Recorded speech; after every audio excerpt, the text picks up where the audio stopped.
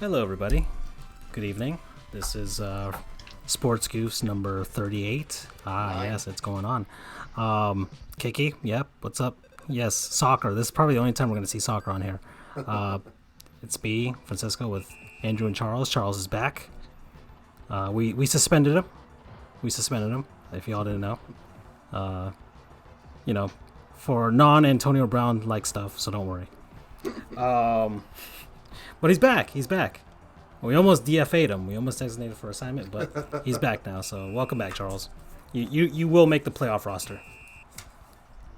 I'll be re-signed.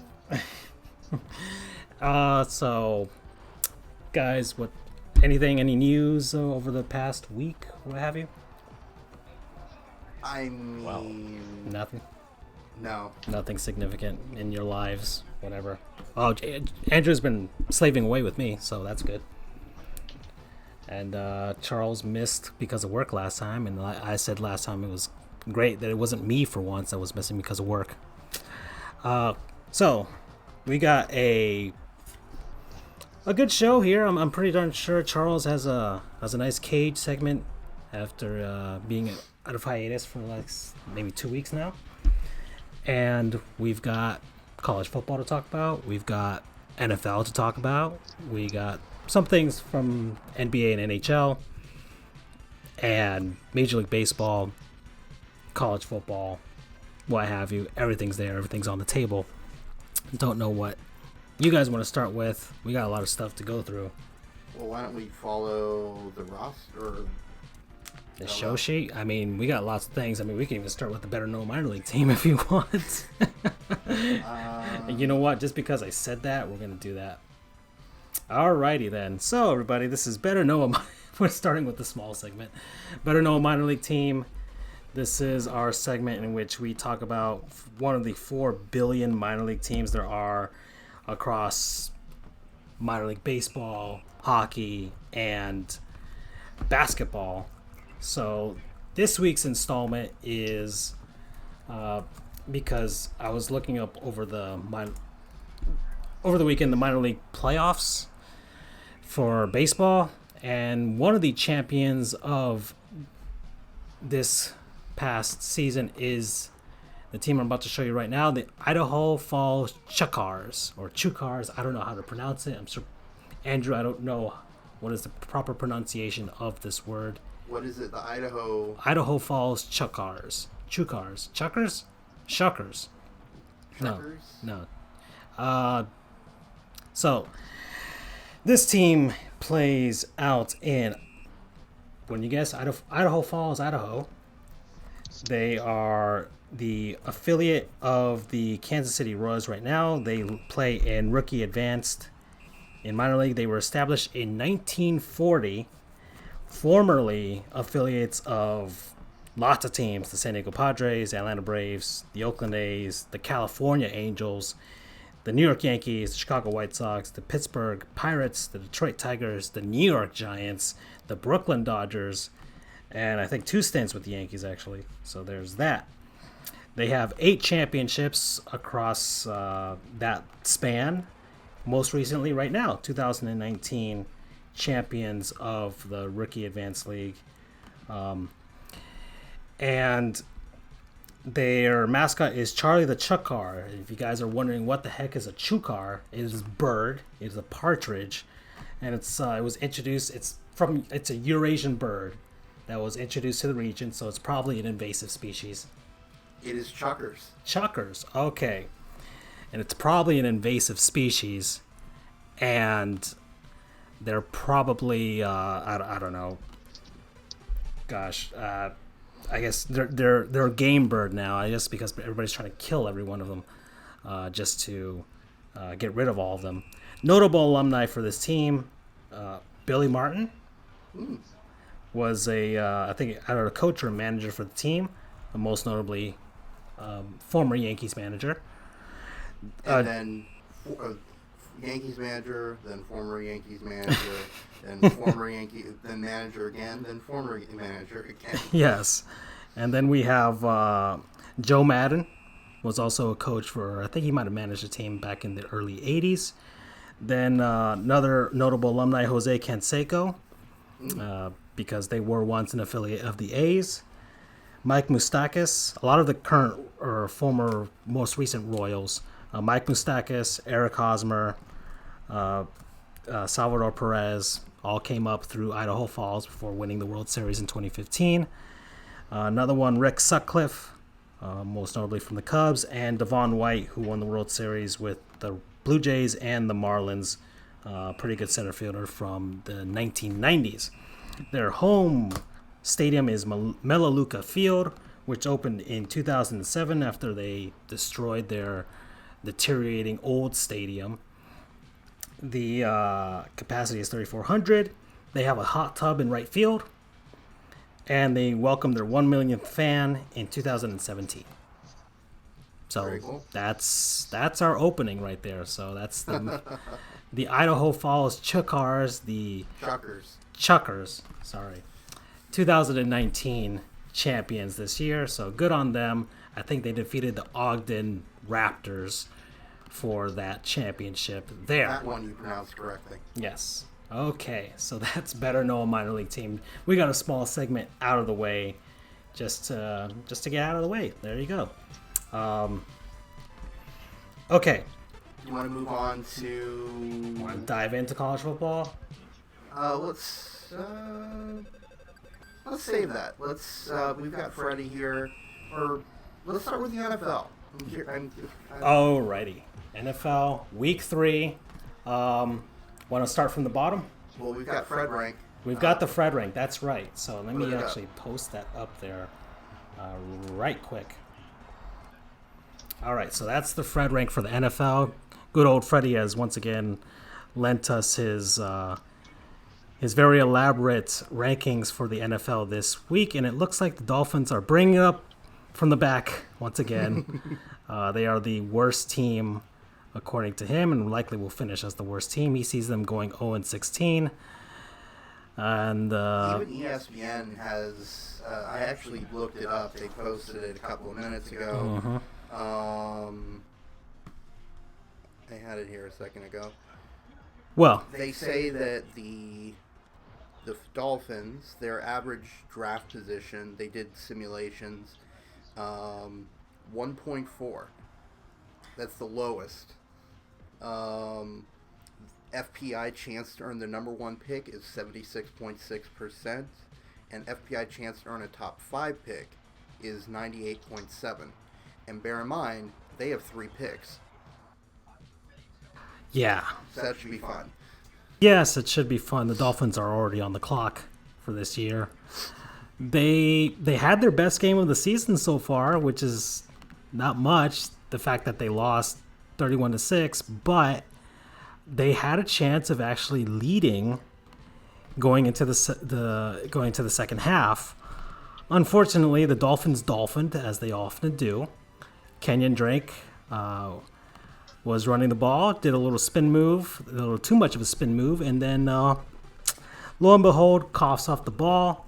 Cowboys recover. It was towards the end of the second half. Dolphins could have been up 13-10 possibly by that point and gone into the second half with a lead, which probably the Cowboys would have came back anyways, but Cowboys came back and stomped them the following second half, so it didn't even matter. Alas, the Dolphins dolphined their way through it, and there was improvement. I guess you can say, yes, things did improve, but there's nowhere to go but up, you would think, for this team, but alas, they didn't. So the Dolphins are horrible. They are still tanking. We have quite a bit of a tankathon battle going on right now. There's a lot of 0-3 teams. Washington, Cincinnati, New York, and Miami. So I think the best case scenario for me as a Dolphins fan is if the Dolphins go 2-14 and the 2 victories were against the New York Jets. And that 2-14 would still qualify them as the worst team in the NFL. Just to stick it to the New York Jets, stick it to Adam Gase, and the Jets would still, finish like 3-13 or something, or 4-12, and not be The best case scenario is actually a hit on your draft picks. Yes, Charles, that would be nice. That would be nice. But we'll cross that bridge when we get there. Even though I don't know if the guys crossing the bridge actually know what the hell they're doing. And there's a possibility that they don't. So that's that. That's the tank battle, and I can talk to you about that, but I want to go on to Minshew mania. What the heck is going on with the Jacksonville Jaguars and their Uncle Rico looking quarterback? I'm jumping in on this real quick. All right, so if I could find a way to put theme song and theme music for one player, it would be this time, but I'm lazy and I'm not technology savvy. So what I'm going to do is mutter the Hulk Hogan 80s theme song from coming in.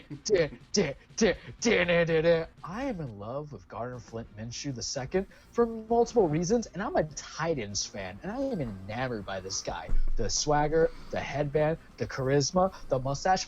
They could win this game throughout the entire season, but they have me hoping that, if Mariota doesn't, make it, that, because you have too much money, Nick Foles, that you get Gardner Flint Minshew II on this team.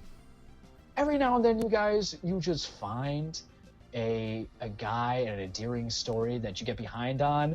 You had a little-known 7th round or 6th round draft pick by the name of Tom Brady doing some smoke screens circa 2000, 2001 to help lead to a, football championship. Here you have Gardner Flint Minshew II, who is making a team relevant by his personality and his winning ways when, let's be fair, no one really cares about the Jacksonville Jaguars. Just saying it. What do you know about the Jacksonville Jaguars? Their reputation? Tom Coughlin's organization. Not a lot of people like Tom Coughlin. He's a bit of a hard ass. We get that. What's the other reputation they have? They play a lot of overseas games in England because Shad Khan really wants to move him out. But now you get away from the stigma of having Blake Bortles as your guy, to just kind of tarnish that team. And you get this guy who just imbibes you with such personality and wonderment that you become from being Crapsonville to Saxonville, baby. Even the defense is playing well. And he picked apart our defense. Our defense is not that great for Tennessee, but he played well. He played smart, played conservative. Listen, there were some easy throws coming into it, but it was kind of an announcement that was already there. Because remember, he plugged into play in the first week when Foles got injured and after that one play, and he was doing pretty good. He didn't do that bad in the second week, but this week was kind of saying, hey, maybe we kind of overrate the idea of where a quarterback falls in the draft. Because I'll tell you right now, Gardner Flint Minshew II is more electrifying to me as a quarterback than the number one all-around pick, Kyler Murray. And can I just say the puns with this name is going to be fantastic. If he is consistently decent, his name's going to be The Constant Gardener, which is a reference to the Ray Fiennes movie that won Rachel Weisz an Academy Award, or even that. But to find out his name is Flint, and the middle name is Flint, you call him Flint Minshew because of his facial. Oh my God. It's just, I can't. But little known fact, he's not even technically a second. It's just his hippie father called him the second. There's no existing Gardner Flint Minshew the first. There's just Gardner Flint Minshew the second.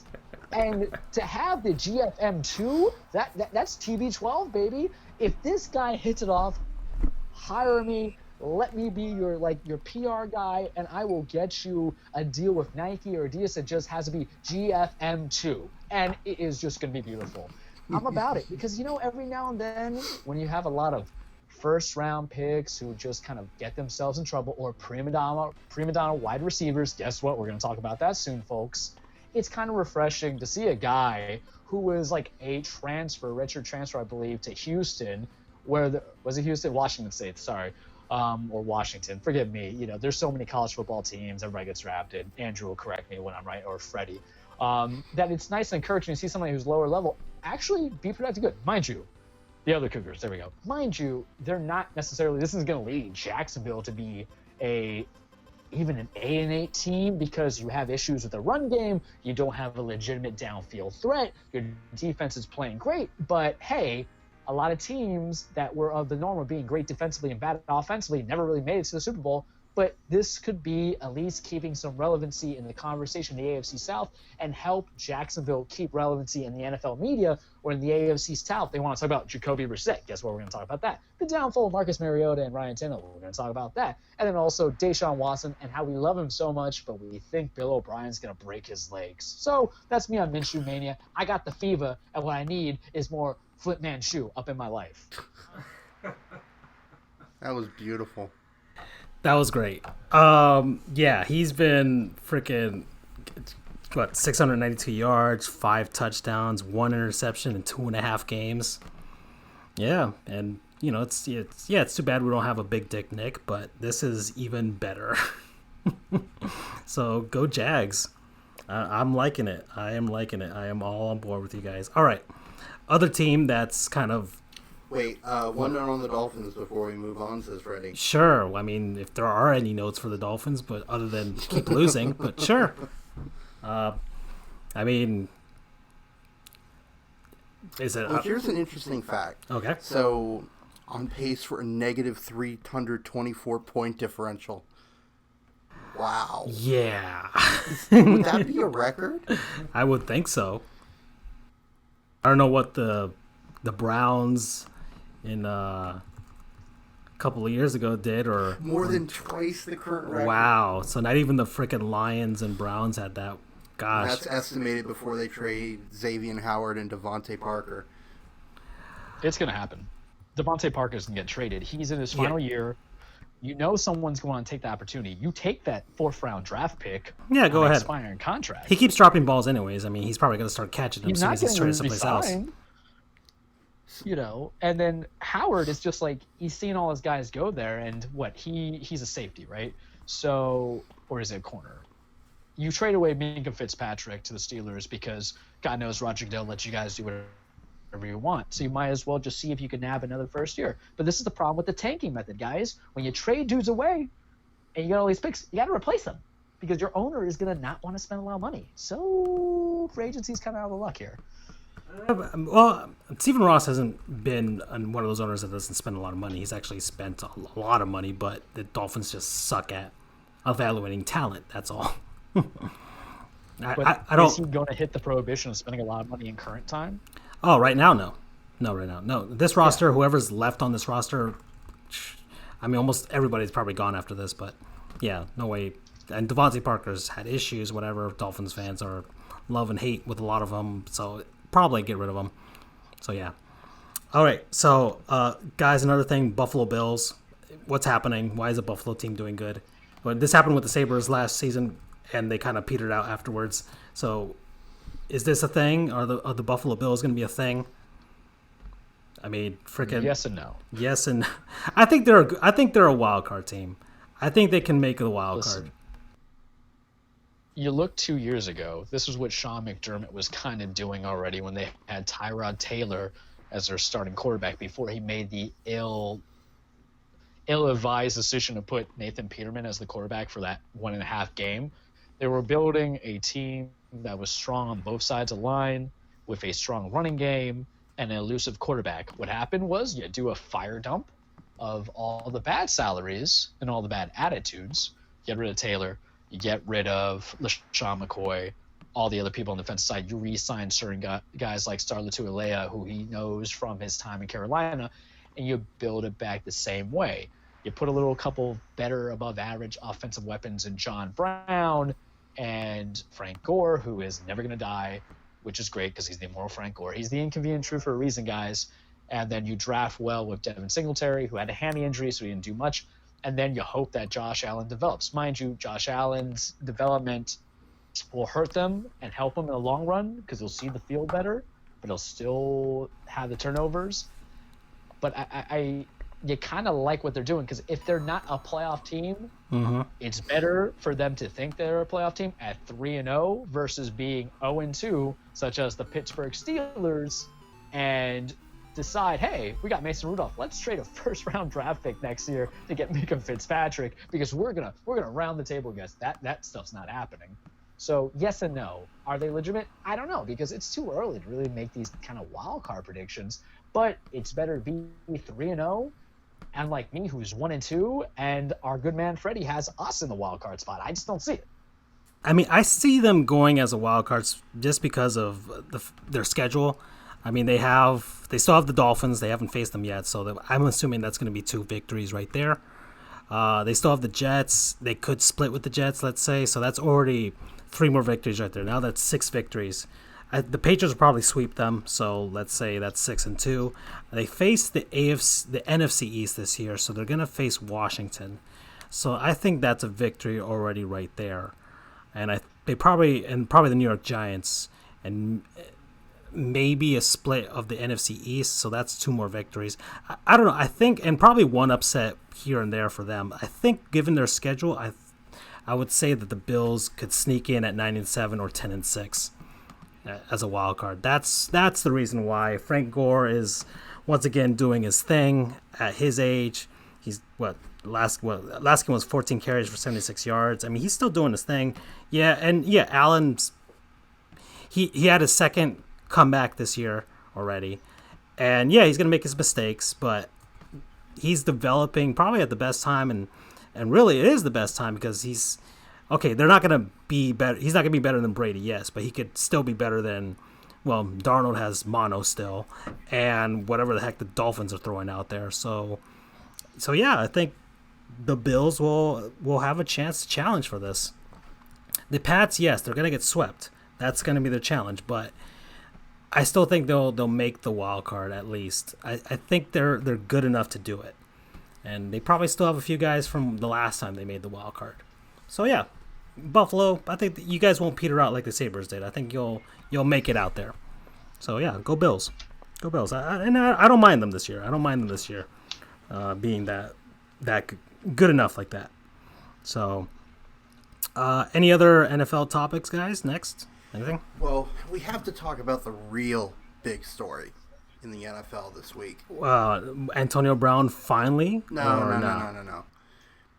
The big story in the NFL, the Marlins throwbacks. I'm just kidding. Of course, it's Antonio Brown. The Marlins throwbacks or the Dolphins throwbacks? Dolphins throwbacks. Well, they didn't wear them this time. It was last week. I was finding some excuse to... Okay, well, the Dolphins suck, and they probably shouldn't wear those throwbacks ever again. Antonio Brown looks like he's done with the NFL. So, since we last talked, allegations came out against Antonio Brown that he sexually harassed, sexually assaulted, I think, 2 women. 2 accusations we're at right now. The Patriots stuck with him initially, but it came out that he sent harassing and threatening text messages to one of the accusers. At that point, the Patriots dropped him. Of course, he says that he's innocent. His agent, was it Rosenhaus is his agent? Yes, Drew Rosenhaus. Says that he's innocent. They're going to fight it, yada, yada, yada. There's the potential that he's going to lose, I think, over $30 million in money because of him being dropped by the Raiders and then by the Patriots. He's fighting a lot of that, and the NFLPA says they're going to represent him in it, but still, this has been a hell of an off season for him. Probably the weirdest. I don't follow the NFL that much, but probably one of the weirdest, if not the weirdest, I've ever seen. You know, it started with him getting frostbite on his foot because he didn't adequately protect his foot from a cryo chamber. Then that whole crying and whining thing about him not being able to use his own helmet, even though he had a year's notice from the NFL to change helmets. A lot of players, Aaron Rodgers. He got a sponsorship deal out of the thing. He got a sponsorship deal out of it from Zenith. That whole thing, and then it just kept going and going and going. It's ridiculous. Prima Donna does not do what he did justice, and you're getting a little bit ridiculous when O.J. freaking Simpson says that you're going too far, when Terrell Owens says that you're going too far, something is going on there. So, I don't know. Do you guys have anything to add to it? Oh, yes. Many things. Guys, whether you love him or hate him, whether you believe he's actually someone who's committed sexual assault or not committed sexual assault, whether or not you think he's actually a good football player, he's a great football player, but whether or not you think he's a good football player or not, or a good ambassador for a sport, or a prima donna, I gotta say, it has been a fun roller coaster joyride as three guys who go around beating the bush to see and talk about for the sport of football. Because on one side, I find myself absolutely like, dude, you're an idiot.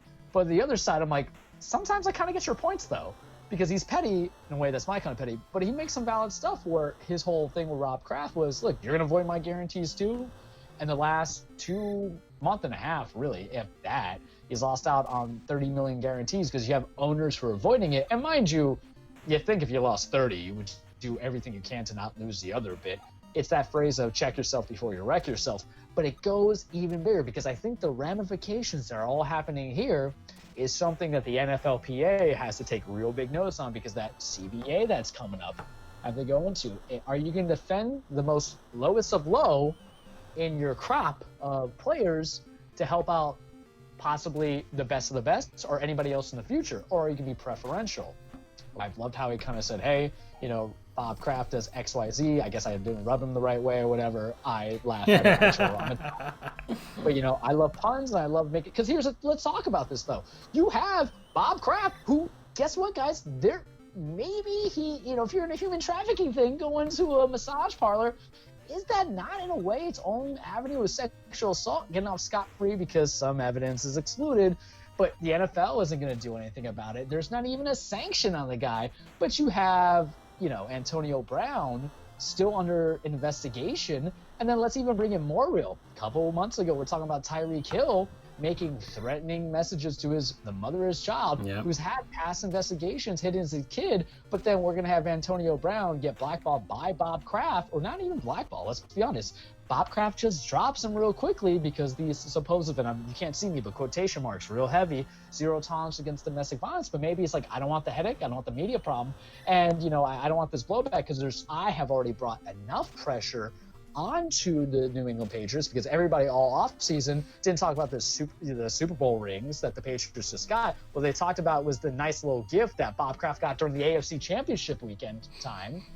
And it really puts on perspective that maybe there is a little bit of a great divide that I want to know more of between ownership and the players and what they actually think of their players. I don't ever want to use the word slave owner mentality. That's too audacious even for me, and I'm pretty out there with my comment. Yeah, it's an extreme comment, But, you know, it's very interesting for me that you have a parallel, because we're going to weigh in accusations. There wasn't even a full-out criminal investigation yet. Are we going to hate on Antonio Brown for countersuing somebody who's saying, no, she's just trying to blackball me? And then throwing text messages. Okay, guys, got to understand something. If he makes threatening text messages, that's terrible. That's everything like that. But is that your basis for cutting out someone from avoiding guarantees? I'm looking at it from an aspect of like, hey, if I got money signed to me, that should be mine that you owned up to, and all this happens and you're going to get rid of it, you're just going to have to get the $9 million.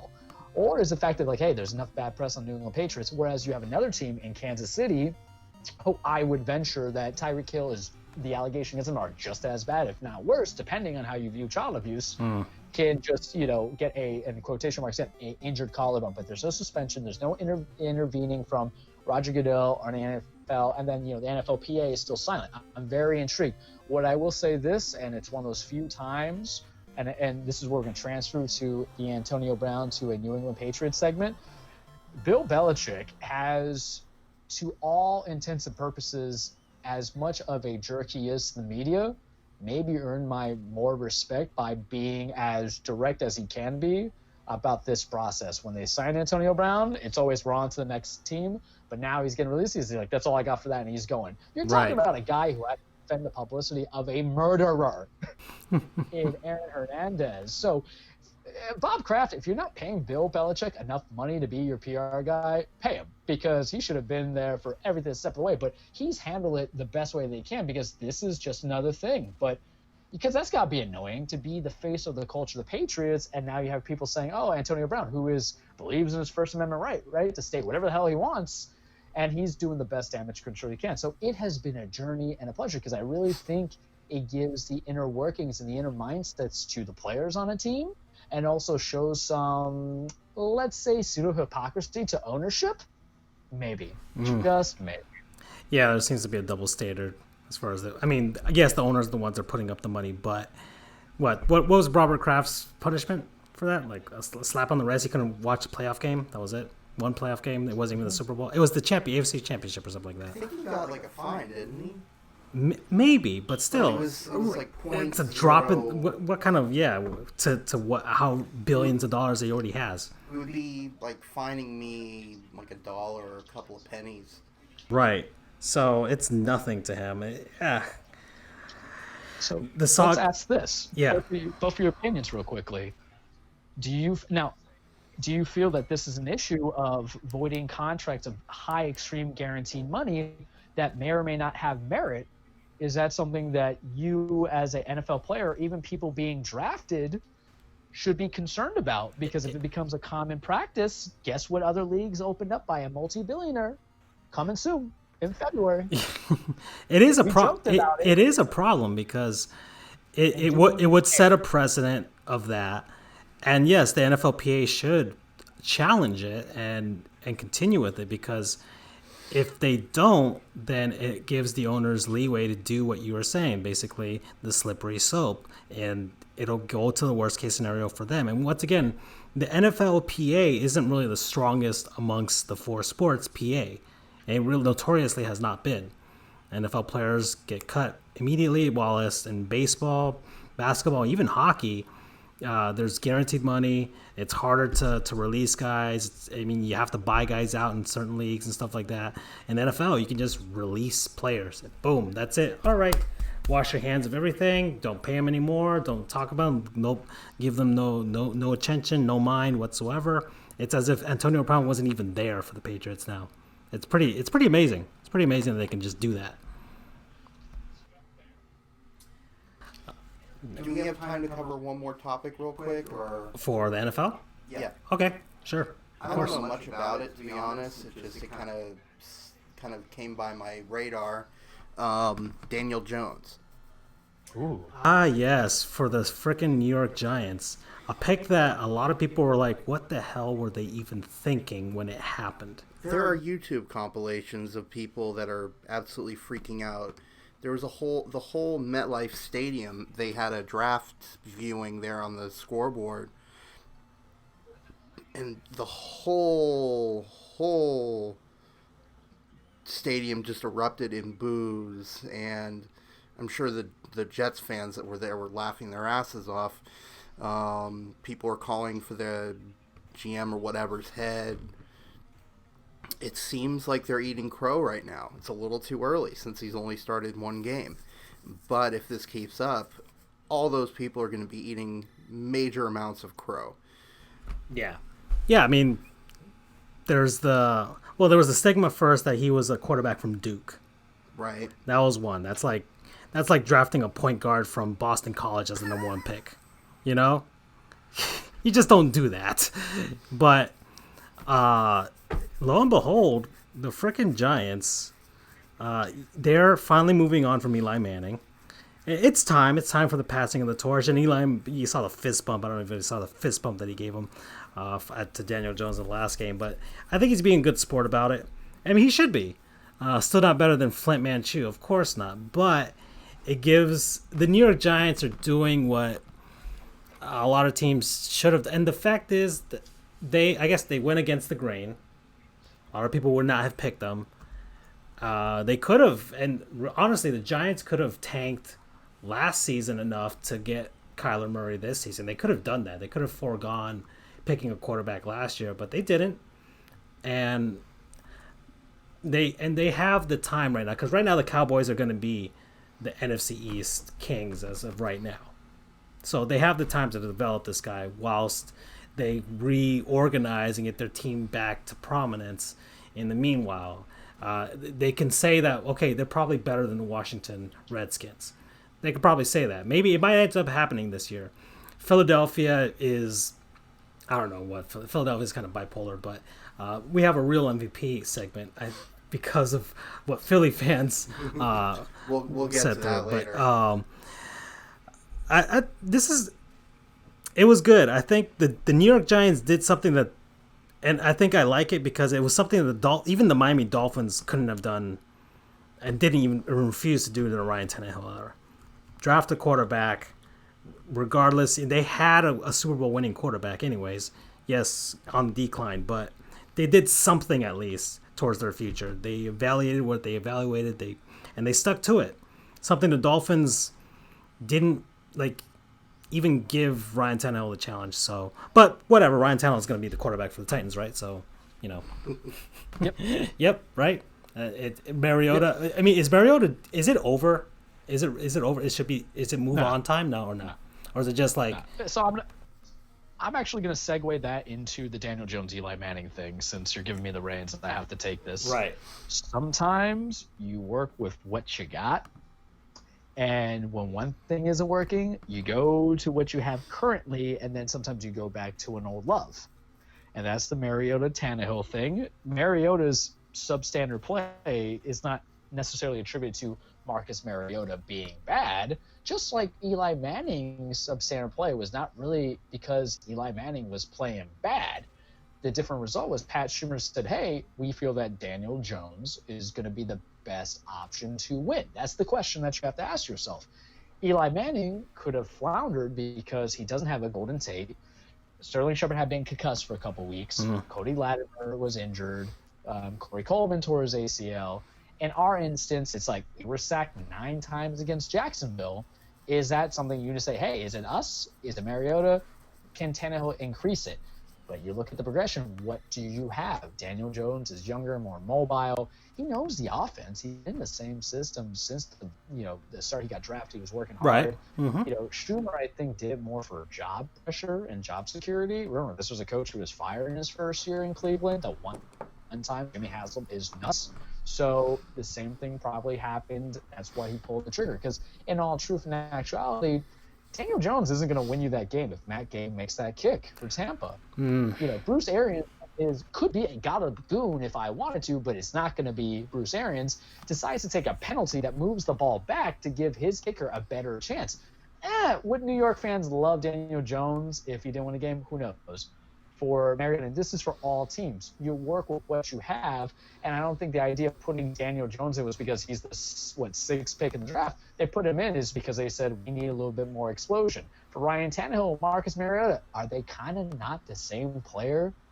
Good at being consistent with the short pass, a little bit of a mobility, gets injured often. Right. We basically have the same thing. There is a difference between Jones and Manning at the end of the day because Jones is a little bit more mobile, a little bit of a better arm. They look the same. They look like carbon copies. They look like they could be, related. But in the traits of playing football, not always. But for us to bring in Tannehill and also to bring it all back together, what do you have? Does it make you better? Putting in Ryan Tannehill doesn't really give us the best position to win football games. Putting in Daniel Jones is it for them. If Pat Schumer really cares about winning, more power to him. Okay. I would have taken. Yeah. Alrighty. Cool. Finally, anything? The story in Philadelphia. Do you want to cover that now? Yeah. Go ahead. You can start it. Yeah, but go ahead. All right. So, incredible news or incredible soundbite out of Philadelphia. There was a man. I don't know his name. I don't think his name was ever said. He was being interviewed. What happened was there was a fire going on in Philadelphia. There were children that were trapped in the building, and rescuers were throwing them out of the window so they could get to safety. And there were a couple of people on the street that were catching the children as they were coming out of the window. So this one of the men was interviewed by CBS 3 out in Philadelphia. So Charles knows what happened. So he was being interviewed, this guy, and he said We was. I have it here. I have it here. You're gonna play the clip. People down. My man just started throwing babies out the window. We was catching them, unlike Aguilar and his mishaps. I like to put that out there. And his assistant people down. My man just started throwing babies out the window. We was catching them, unlike Aguilar and his mishaps. I like to put that out So. This is the look on his face. So Francisco and I were listening to a podcast this morning on the way into the office, and that is the most Philly thing. Yes, it is. Ever. For anyone that doesn't know what exactly happened with Aguilar, he plays for the Phillies. Won the Super Bowl with them. For the Eagles. He won the Super Bowl with them, too. Oh. Yeah. So he plays for the Eagles, and he fumbled the ball. It says at least once, which led to a field goal for the Lions and potentially cost them the game. So this guy did an absolute burn. Pun intended, I guess. No pun intended. Absolutely burned Nelson Aguilar here. He took it in good stride, though. He saw the clip and said, "Thank you." Tweeted, "Thank you for being a hero in the community. Would like to invite you and your family to the next home game. Twitter helped me out and get me in touch with him." Yeah. That's pretty cool, right there. He didn't take it too seriously. So that's really nice of him to invite the guy to the game. And the fact that I'm saying that this is the most Philly thing ever, bear in mind, this is a city that has an orange monster as its hockey team's mascot, a green thing as its baseball mascot. The team is from the 70s was known as the Broad Street Bullies because they beat the crap out of everybody they played. They booed Santa Claus. They booed Santa Claus through snow at Santa Claus. Yeah. Yeah, and they endured the process with the Sixers. Exactly. And yet, we was catching him, unlike Aguilar. That is, if not the most Philly thing ever, it's pretty close. Right. And that's just awesome stuff right there. Thank you to him for saving those children, but thank you for such an amazing soundbite. BT Dubs, it is Gritty's birthday, by the way. Oh, yeah. So it's been a year since the world was introduced to Gritty, who I guess took everybody by storm. He was freaking on John Oliver's show. Yep. During the Brett Kavanaugh nomination for the Supreme Court. So yeah, that was great. So probably a week or two after the Phillies fans or Philadelphia fans and the Eagles in the tailgate had the freaking coffin and actually fought a Sixers player wearing Washington Redskins gear. Week later, we find something that's like, yeah, Philly fans, gosh, they make you laugh, That's why I love watching Always Sunny in Philadelphia. So that's it's just funny. It's great. Okay. Can we move on to the other football? Which one? College? College. We only got 15 minutes. We talked a lot about the NFL, and I'd like to get to the second half of college so we can have space to talk about stuff before getting to our second So half. what do you want to do in 15? Well, we still have some of our smaller segments here. I mean, there's still stuff on tap. We can even talk about the National Hockey League. I can talk about the NHL real quick. That's fine. I can jump in as well. All right. It's a sport that I actually follow and know something about. Okay, so NHL, I guess we can start with one thing, which is the New York Islanders finally breaking ground, as I've got ice hockey here from the NES playing in the background, and I'm not even controlling it at this point, but it's there for nice background music.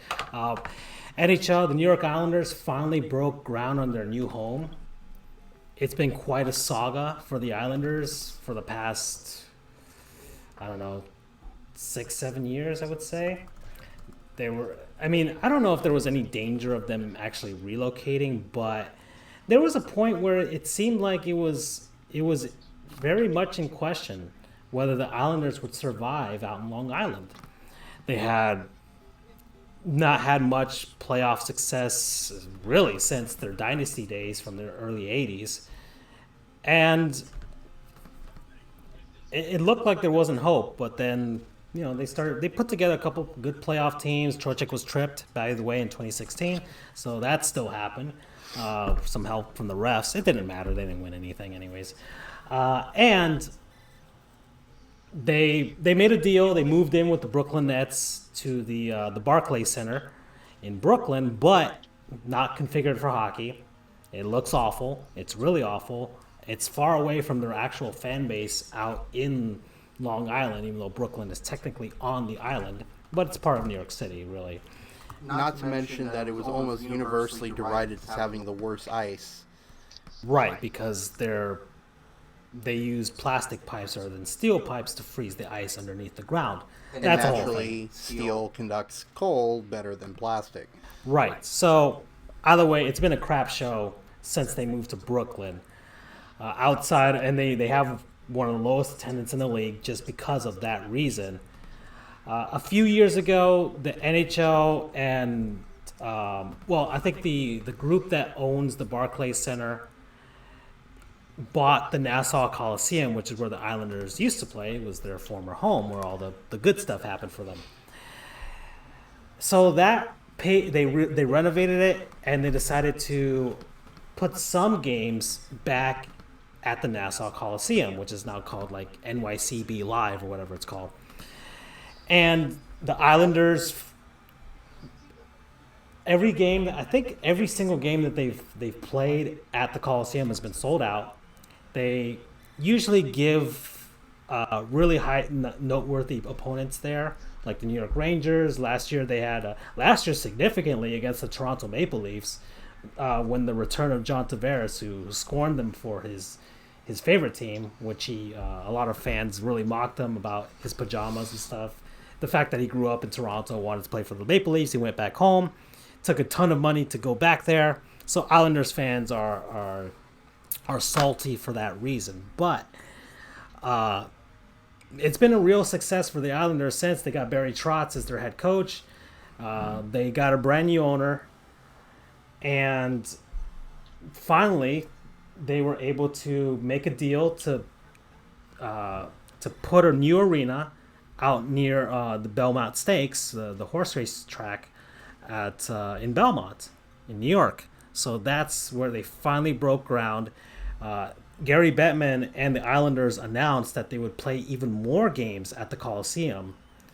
And I guess they're going to wean themselves back into Nassau or Belmont, Long Island, before they finally move fully into their brand new arena out in Long Island. It's been quite a win for the Islanders now. I'm glad. Their rivalry with the New York Rangers is great.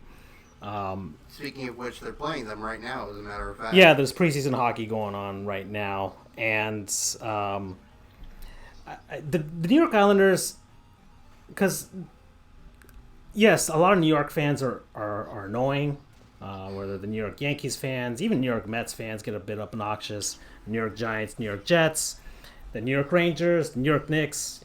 Even though I don't know how Knicks fans can get pretty arrogant. They're just awful. And so, but New York Islanders fans, not really. And I guess they haven't had much to cling to. But it's finally, things are finally looking up for I guess it's kind of like the Millhouse of the NHL. Things are finally looking up Islanders for them. And so, yeah. Other news, still in New York, Dan Girardi, 13 seasons, finally retires from the NHL. Not going to be a Hall of Famer, but played pretty much all of his career with New York Rangers. Last 2 seasons with the Tampa Bay Lightning. Unfortunately, his final game was at the hands of a historic sweep and upset by the Columbus Blue Jackets. But he's had a good career. Defenseman, he went undrafted, which is amazing. That 13 seasons and He undrafted and he put together a pretty nice career. 927 games played, 56 goals, 208 assists for 264 points. Was part of the Rangers team in 2014 that went to the Stanley Cup Finals and lost to the LA Kings. And so, and once again, good guy. All hockey guys are good guys. For him, all of them are nice until they hit the ice. That's when they're really mean. But he's good career, good player. A lot of Rangers fans probably wished he had finished his career with the Rangers, but I don't know. There's a weird thing with the Lightning and the Rangers, just swapping players for some reason. Crazy. Ryan Callahan, right? Marty except for that one Sevely. Bruins fan that you guys say is dirty. So yeah, Bruins. Oh well, that's Brad Marchand, but everybody thinks he's a douche. But he's not off the ice. He's not off the ice. He actually calls people out, especially for equality and all that stuff. But yeah. Yeah, kind of like you have a lot of these guys, like I think Michael Pekka. Right. What's his face? I forget. I mean, there's Claude Lemieux. There's plenty of guys that are just complete douches Sean off Avery. the ice. Yeah, well, I don't know if Sean Avery's a bit of a character.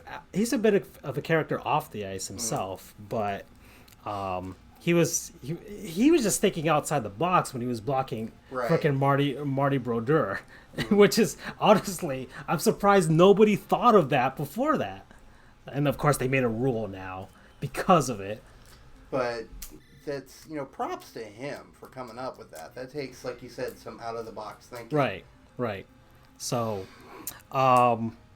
okay, that's all the hockey talk I have right now. I mean, preseason's going on. The Lightning and the Panthers are playing right now. I think they're knotted up at 1. Yeah, Sergei Bobrovsky's playing his first game. Lightning are having PTSD seeing him in net. And, yeah, let's move on. Next segment here. We still have 8 minutes left. Gosh. You know what? Let's give Charles a real treat. Let's give him a treat, all right? You ready for a treat, Charles? Yes. Okay. Let's go to our segment called Let's Haul Y'all. This is where we celebrate Hall of Famers. And our Hall of Famer today is a certain Mariano Rivera. Ooh. Yes. Okay, so Mariano Rivera. Charles, what can you say about what Mo? Can't you say? Yeah, really. Not even can. What can't you I say about Mariano Rivera? So, you remember you guys when I messaged not too long ago on the Twitch stream that New York fans are prima donnas? Well, I am a prima donna for Mariano Rivera. I am 30 years old. I grew up into the baseball legacy of the greatest ever dynasty in baseball history, and I would venture even better than any sports. Suck on that, Tom Brady, Bob Kraft. Well, no, Bob, don't touch it. I don't want Really? you to touch it. Suck on Tom Brady, suck on Michael Jordan, suck on... Yeah, well, of course, prima donna, man. Like, if anybody listens to Phantom of the Opera, you know the song that plays in the background, prima donna. That's me. Mariano Rivera is the greatest closer to ever play in the game, and he did, if not all, with one throw. That dirty, dirty cutter.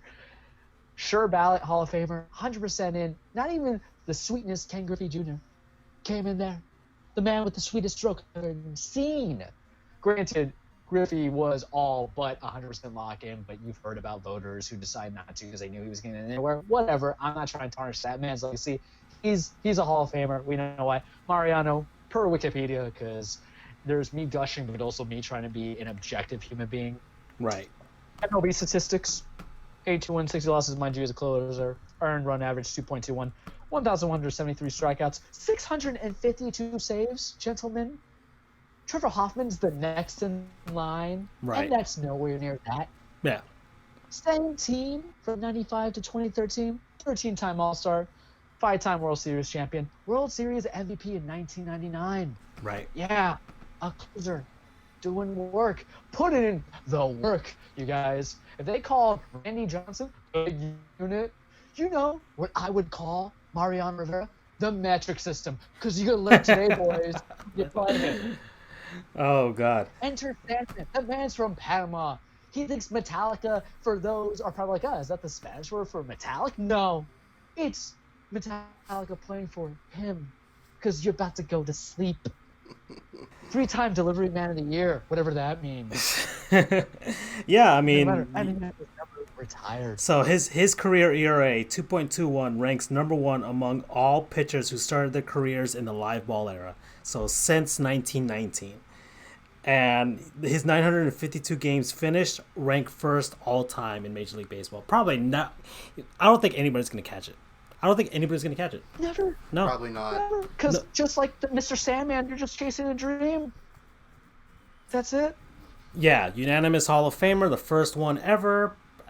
And I think that's the good thing about this is this finally opened the door for the unanimous Hall of Famer, right? Because from here on out, Derek Jeter should be unanimous. Ichiro Suzuki should be unanimous. Yeah. I mean, in the future, if things go well, Mike Trout should be unanimous. So, yeah, just for the fact, if Ken Griffey Jr. couldn't do it, this guy finally did. There's no way you could say he wasn't a Hall of Famer, and finally we have it. So the Baseball Writers of America, listen, it's a dying industry, so I'm glad that they finally did this, like recognizing, like, yeah, we're a dying breed. We might as well let these guys in, right? So, great job. Yep, Mo. And hey, you never know. He might join Jeter in Miami, part of the Marlins brigade. He's already got Jorge Posada here, so you never know. I will buy season tickets to try to find this man. Because let me share you a story, gentlemen. It's 2010. Yankees, Rays. I go there. Mariano's like second to last season, a couple seasons in. Never saw the man. I want to see everybody in the big ups. And I am a fat man away from getting Mariano Rivera to sign my damn hat. And this man speaking Spanish, Mariano, por los hijos. I'm like, Mariano, for me. Screw that guy's kids. I don't like him. For me. I was unstruck in love, maybe? Starstruck being the word? Yeah. So if I was at a giddy 20, 21-year-old age, Mariano's just chilling up, filling in the empty seat that Jeter doesn't go to, because I'm almost convinced he doesn't go to Marlins games in person. I'll be around Miami a little bit more. I'll go find that man. You don't think Jeter goes to the Marlins games? Yeah, he does. Oh, yeah. You mean that's a sub-in? That's an actor. That's Jeter's body double? Yeah. Okay. It's Eric Jeter. It's Eric Jeter. Eric Okay. Jeter. Okay. Oh, gosh. So, yeah, Mo. And can I just say one more thing about Mo before we move on? Yeah. Say as much as you can. This is the time. You have no time on Andrew because we love Mariano Rivera in the Sports Scoop world. Love you, Mo. Just summing things up. I know a lot of people, made a huge deal out of this when he retired and when he got elected into the Hall of Fame. He gave up fewer earned runs in the playoffs than people who walked on the moon. He gave up 11 earned runs in the 1, 2, 3, 4, 5, 6, 7, 8, 9, 10, 11, 12, 13, 14, 16. I was terrified of him in 2003. I did not want to see that man in the world against the Marlins. Had to have the lead going into the ninth. Odin wept. They all wept. He pitched in 96 playoff games over. Yep, I see it. It's on his plaque. It's freaking on his plaque. 42 saves, 0.70 ERA. World Series MVP in 99, as Charles mentioned, and ALCS MVP in 2003. He struck out more than one guy a game in the playoffs. The man is just... One blown... Well, not really a blown save, but, Was it a blown save? Was it technically a blown save? I think it was a blown save. Yeah. It's been so long. I think, yeah, but... PTSD is not okay, kind. whatever. Yeah. That was the one, bad year that he had in the playoffs. And it's really hard to say that it was a bad year, He only Game 7 of the World Series in the ninth. Oh, and here's something else I didn't realize. So, 11 earned runs, 13 runs total. So he had 2 earned runs. two unearned runs. Right. Like, that's freaking ridiculous. This is why I wanted to do this segment. I knew Charles would freaking go crazy if I put a Yankee there. So yeah, that's and we're probably gonna have more in the future. Ah, gosh, we are at the halfway point, guys. Like a moth to the flame. Y'all know what that means. It is time for a word from our non-sponsors. Guys, people, places, things, concepts, what have you. Well, we talk about them. We acknowledge them, and we have fun with them. So, I don't know, guys. What's the happity haps for this week? Who started? Since I think I you started it last week. Charles wasn't here last week, so Charles, I don't know if you want to be the opener here. Oh, of course. I will always do it. So, everybody, just to kind of breach into, we're from our non-sponsors. We love you. Pay us. Be on Patreon. But until you do, we're going to rep you. My non-sponsor for the week, you guys, has a very sentimental feeling for me. A little hints, usually when it's my turn, I talk about food. Yeah. Things I'm very passionate about. It's not about food, but it's about how you spend your time and how you value your time and how you want to be entertained. And this is a franchise that I have kind of been going with for like the last 7-8 years. It's like a steady girlfriend that knows never gonna leave you, or a steady boyfriend that is gonna be loyal to the end. And for me, I was sick this weekend. I was coughing. I felt like crap. Thankfully, it's not the flu, but I felt like I was dying. Stayed in bed all day. Couldn't go to the gym. Didn't interact with people. Didn't do any of that stuff. But I looked into my game case, and I saw right there, Borderlands 3 by Gearbox Software.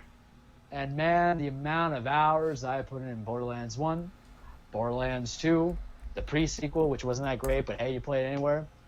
And it's been a long time since, they made a sequel. Last one was pre-sequel in 2014, 2013. So your boy's been hanging around for 6 years. And when I found out this game was being made, I'm like, well, there goes my backlog, because this is going to take precedent. It's got like a bazillion guns. You make your own kind of Vault Hunter. Basically, think of this. It's a great loot and shoot RPG light development that you can couch co-op with friends or play online. I've been playing with my buddy who lives in Tennessee. That's how we keep our connections together. It's a better excuse as, hey, what you doing, man? I don't know, man. Come play some Borderlands as we go loot, shoot, kill, do whatever in the world. See your old buddies Claptrap. They're back in the game. Your old girl Lilith, who's a Siren character. Get that little nostalgia in there. About 6 hours in, I'm probably going to dedicate about 60 hours more, because I'm not going to go through one playthrough. Nah, I'll have 2 playthroughs of my character in true Vault Hunter mode, and then, of course, I'll create somebody else. It's a nice way because, guys, they don't really change much. Update the engine, graphics look good, fix a couple of things there, but it's nice that you see a sequel in a franchise keep to what they were consistently good at in the first place and not try to reinvent the wheel. For every God of War game that they make on a new concept, which was excellent, go play it, please. If you have the time, go play it. There's always a bad idea when you try to reinvent the wheel in a franchise. But I can say right definitively, I beat it and I hate it, but right now I love it. Borderlands has been doing it well, guys. They've been putting in the work. You might as well call them the metric system. Well, you really go with the metric system here with Mariano Rivera. Okay. Borderlands 3, yes, it came out. People are going crazy for it, and Charles has too. I guess I'll go next. Once again, mine is video game themed. I think Andrew knows where I'm going to go with this one. Yep. So, past weekend was my birthday, and so on Friday, day before my birthday, a lot of stuff came out. A lot of good stuff came out. Zelda Link's Awakening came out. The Between Two Ferns movie came out on Netflix. I haven't seen it yet. Don't spoil it for me. But my non-sponsor for this week is a game that I've been anticipating since, I want to say, it was first announced in October of 2017, actually. And yeah, in October of 2017. And that is a little game called Untitled Goose Game. Okay, guys? Untitled Goose Game, which is... it is... I'm trying to put it on screen here, actually. Let me see if I can. But when the concept first came out, it was like, okay, what the heck is going on here? And so I was like, okay, fine, I'll give. And then the trailer for the game sold me. It's a quiet day in the neighborhood, and you are a horrible goose. And then you see with like almost kind of like a kind of sort of like a Jaws music type of thing with the pianos, and you see the goose just messing with the gardener there, and the music is very subtle, very very low key, but it crescendos as things happen. And so last week Andrew was here. I bought the game on the day, like as soon as it came out. We downloaded it, and then once we were done with work, went over to the TV here in the office. I hooked it up, and I played Untitled Goose Game. And so Andrew, I don't know what you were actually cracking up as we were playing, as I was playing the game. It's I have like on screen here my actual playthrough afterwards, and so you can see as I'm skipping around here, I'm trying to skip around at a scene here. So there I am messing with the farmer's crops and stuff in his garden, and just messing with them.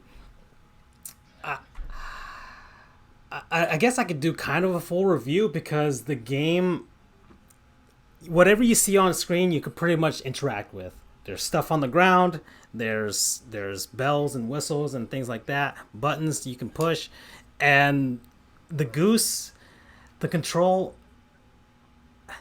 I think there's like a meme or whatever from Video Game Donkey, where like he makes fun of the Spider-Man reviews for the Spider-Man PS4 game, especially from IGN, because like the first line is like, I bet you the first line they're gonna say, it makes you feel like Spider-Man. And so as soon as you see the the video review, it's like, Spider-Man for PS4 makes it really feel like Spider-Man. It's like, oh, not even the first sentence in, he already said it. This game really makes you feel like a goose. The control is perfect. You can bend his neck, you can honk, you can pick stuff up, you can spread your wings, and you can freak people out. Untitled Goose Game, the unfortunate thing is you can beat it in 3 hours. But I enjoyed my 3 hours. So kudos to House and Panic, who developed the game.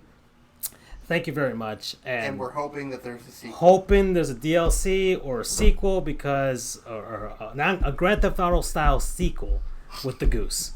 So, or maybe the goose can be in Smash Bros. Either way, I want it. So that is my non-sponsor. Oh, I didn't have a promo code. Gosh, what is a promo code? Charles, did you have a promo code? Not even sure. I didn't. I this is what happens when I come a week off. So real quick, promo code for Borderlands 3, loot. Okay. And how about Yeah, that's a good one. Honk, loot and honk. Okay, perfect. All right, my non-sponsor, this is very close to my heart, is Epcot. Ah, okay. As everyone may or may not know, I grew up in Orlando, specifically in the town of Celebration, which is the quote-unquote town that Disney built. I didn't have season passes going to Disney, but I knew a lot of people that worked for Disney, so we were able to get in quite a bit. I've been to all 4 parks multiple times, time and time again. Epcot has been, and probably forever will be, my favorite park. I'm a bit of a geek and a nerd. I'm not a scientist. I didn't go into the sciences for my career, but I love science. I always have. And this was such an amazing park for me. It's all about science. It's all about everything that I love. And I go there and I feel almost like I'm at home in a sense. Going to Disney, whenever I go to Disney, is always such a blast, and it never gets old for me, even though I've been there dozens of times. But Epcot is always my favorite park, and the one that, if I get a choice, I go to that one. Everything I love there, Spaceship Earth, You name it, I've been on it, and I love it. I'm going up to Epcot this weekend because a big event is closing, and that is their park closing fireworks spectacular that is Illuminations. That has been going on for nearly 20 years. They introduced it during in or around, I don't remember exactly, the Millennium Celebration in 2000. So it's been close to 20 years. Very little has changed about it. They are closing up. Its final performance will be on September 30th. And I love that show. I love the soundtrack. I get chills every time I see it. I've seen it dozens of times, and it never gets old. It's just I'm seeing it for the first time. It is such an amazing show. It's my favorite of all of the theme park shows, and I just have to see it one last time before it goes. A lot is changing at Epcot over the next few years. The Fountain of Nations, for anyone that's been there, that is the one that's located roughly in between Spaceship Earth and the World Showcase. They closed. That's been around more or less since the park opened. They closed that down, and they're going to be tearing it down and creating kind of a large grassy area, which is unfortunate. That thing was so beautiful. It has lights. It danced to the music. I'm very sad that they're closing that, but it's all in the name of progress, I suppose. They're also going to be shutting down Spaceship Earth for 2 years, more or less. They're doing a whole refit because the ride is approaching 40 years old. As a matter of fact, October 1st, 2022 will be the 40th anniversary of the park opening. There have been, changes to the ride. They've updated the ride itself, but they haven't updated the ride track. And it's nearing 40 years, and it's still holding up well, but it's time for them to change everything, make sure that they have a good new track in there, and it's going to open up in time for the 40th anniversary in 2 years. So, and there's more to that. The Universe of Energy, the Ellen show, as I call it, I don't remember what it's exactly called, that closed, and it's being replaced by a Guardians of the Galaxy ride. A lot is changing in Epcot. Some I think is for the better, some I think is for the worse. But, I'm not the Imagineers, I'm not the one running things at Disney. But I'm still always going to love this park. So that's my non-sponsor this week is Epcot, my favorite park. And, yeah, promo code Figment. Why is that? There's a character at one of the rides named Figment. Oh, okay. Pull him up. Okay. He's kind of the unofficial mascot of Epcot, if you will. Is he like the keg of Nah. Okay. Much cooler. Much cooler. In a different way. Mm-hmm. Well, Keggy could technically be physically cool. That is true. Sir. All right. Figments, like T-H-I-G? F-I-G-M-E-N-T. Oh, Figment. Okay. Figment. Figment Disney. Peggy is the Gardner Minshew of mascots. Don't you mean Gardner... I see. Okay. All right. A small purple dragon. Alrighty then. Okay. Alrighty. So that's my Gardner Flint Minshew the second. Alrighty then. So, that's our word from our non-sponsors. So there we go. Borderlands 3, Untitled Goose Game, and Epcot. All right. Let's see. You want to go to college football? We can go to college football, can we? Yeah, let's do it. Okay. Let's do it. All right. I posted something in Facebook, Fred Rank. Ah, okay. I'll post that up, and you start it off, man. All right, so this was a very interesting week in the world of college football. Unfortunately, my beloved UCF Knights, their incredible regular season win streak came to an end, courtesy of the Pitt Special. They were on the goal line. I saw it coming from a mile away. They pulled a Philly special that got them the go-ahead score, ahead by 1 point, and ultimately they won this game 35-34. We should have won that game, and I'm not just saying that because I'm a UCF fan. There were a lot of mental mistakes. We got a little bit too conservative toward the end of the game. It should have been a win, but we didn't pull it out. The streak is over, and your season isn't in the pits just yet. Thank you. No, it's not. If we had to lose one game, this is it. Preferably the Stanford game, I suppose, because they're considered the stronger team. Pitt is because they have been ranked this year. Pitt hasn't been. But if we had to lose one game, it would have been either the Stanford game or the Pitt game, because it's out of conference and it doesn't affect our conference record. And as long as we run the table here, we're going to go to the conference championship game for the third season in a row. And that's the big thing right now is we got to go to the conference championship every single year.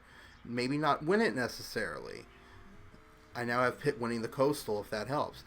I will take that, Freddie. I will take that. I will take that. That makes it a quality loss, quote unquote. They actually, I think they won the Coastal last year, but it got absolutely decimated by Clemson. Although they didn't have that great of a record overall, but the Coastal is just such a weak division right now. As a matter of fact, the whole conference is weak except for Clemson right now. Clemson is the one that's really holding them up. Some people say the AAC, the American Athletic Conference, is a better conference as a whole than the Pac-12 or even the ACC. I'm not 100% sure about that. But what is clear is the ACC is a much weaker conference right now as a whole than it has been in the past. Anyway, so Freddie, if I remember correctly, you still have us winning the Group of 5 slot in the New Year's Six Bowl. In this case, that would be the Cotton Bowl this year out in Texas. And he also has us playing Memphis in the conference championship again for the third time in a row, which would be ridiculous. Notre Dame versus UCF. That's what a lot of people have been projecting before the loss, because everyone thinks that Boise State's going to take it now, which I can't say I blame them, because they're ranked, I had it here, they're ranked I think 16th and 15th. Hold on, I just had it a second ago. Book versus Wimbush, yep. Although Wimbush hasn't really been starting much at all, well, playing at all for that matter. He played a good amount in the first game against FAMU, but since then he's had, I think, under 6 total plays. I have the rankings here. Here we go. And that's another thing. Dylan Gabriel.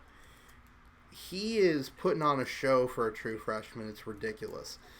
Comes from the same high school as never mind. I talked about him before a couple of weeks ago, but he's doing quite well for a true freshman, and we'll see.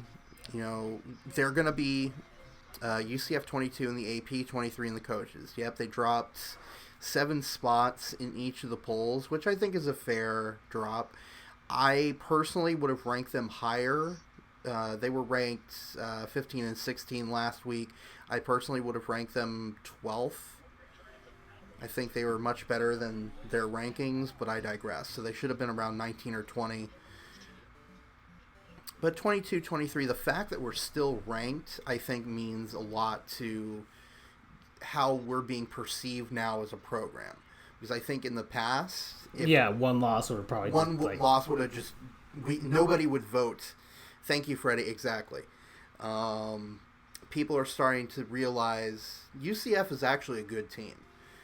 And I think a lot of that happened because we beat Stanford. And not just beat them, we decimated them. The score, I think it was 45-27 was the final, is not indicative of how that game went. I think it was 38-7 after the half. It was an absolute massacre. And people started to realize, wow, this is actually a legitimately good team. They played USC close. They are historically, during David Shaw's tenure as their head coach, has been a very good team. They're just having a down year.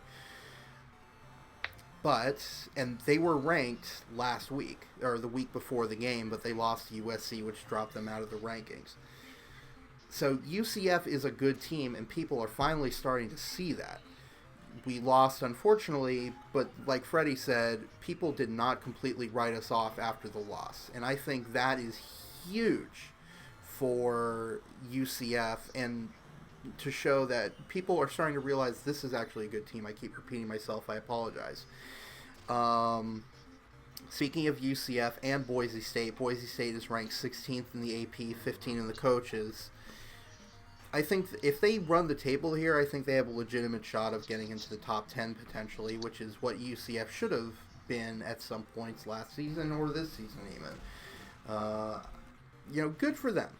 I mean, they're showing they're not just a surprise. They're good. They're good this season. They're 4-0. They're good. They've beaten some quality opponents.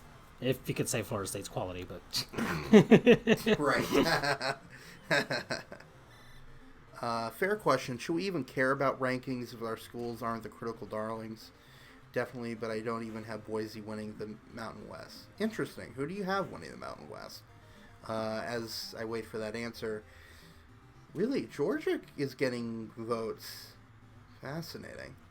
They had a really good win over Notre Dame. Right. Because, Jesus, no shout. Bama, Clemson, and elsewhere. Utah State. Interesting. That is very interesting.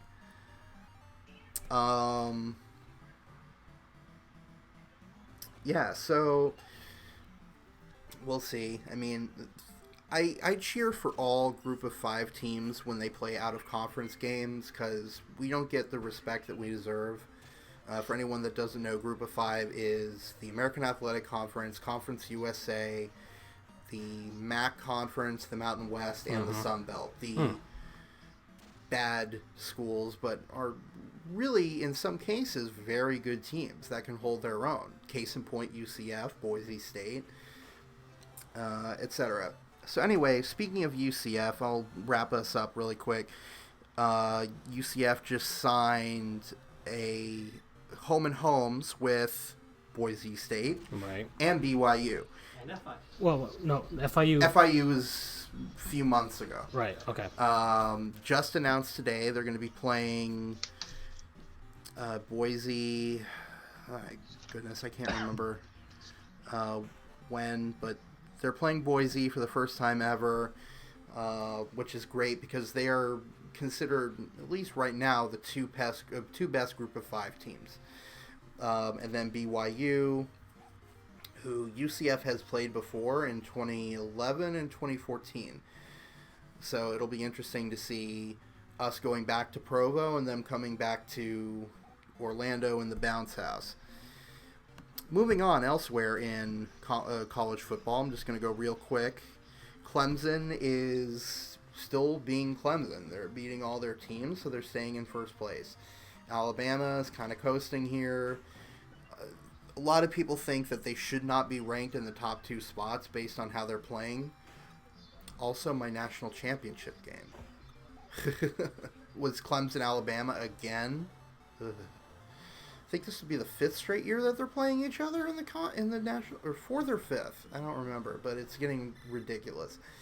A lot of people think that. Well, you had the Bama versus Georgia one final, so maybe 4 out of 5 years.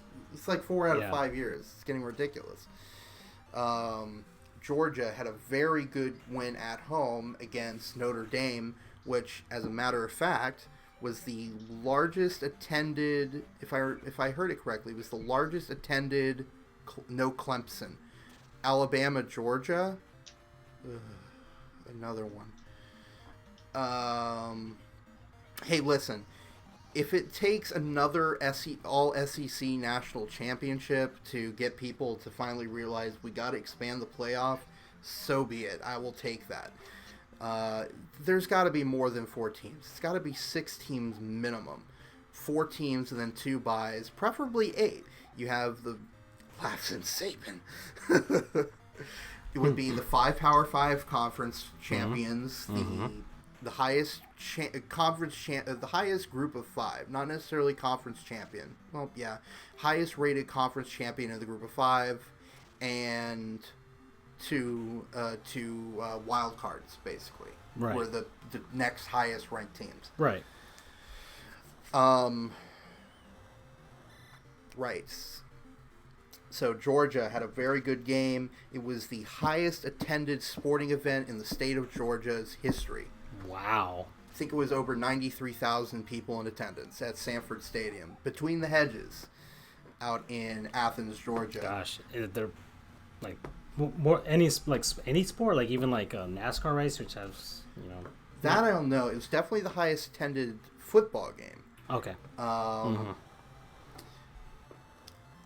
Not many other surprises here. I mean, Notre Dame lost. Michigan got absolutely killed by Wisconsin out in the big house. Wait, no. It was in Wisconsin. Never mind. Camp Randall Stadium. That was insane. It was so much fun to watch. Let's see other big ones. Who is new this week? Well, Texas A&M, they lost. Utah lost. Boise State's biggest challenge right now is going to be BYU. BYU is stunning a lot of people. They upset Tennessee. Oh, right. Not upset. You can't really upset Tennessee right now. But it's upset in the You can sense, upset their fans. Yes. Upset in the sense that I think there was 16 seconds left and they were down by a touchdown. Can upset them in games too. They had like a 99-point-something% chance of losing because they were backed up into their own side. They were backed up to their own end zone with 16 seconds left. They have a miraculous run all the way, a pass that went for a touchdown. They take it to overtime. They win. They also upset USC, who is now ranked again. Yep. So BYU is going to be a big challenge to Boise State. It'll be interesting to see what happens. I'm trying to think of any other major headlines. One more thing.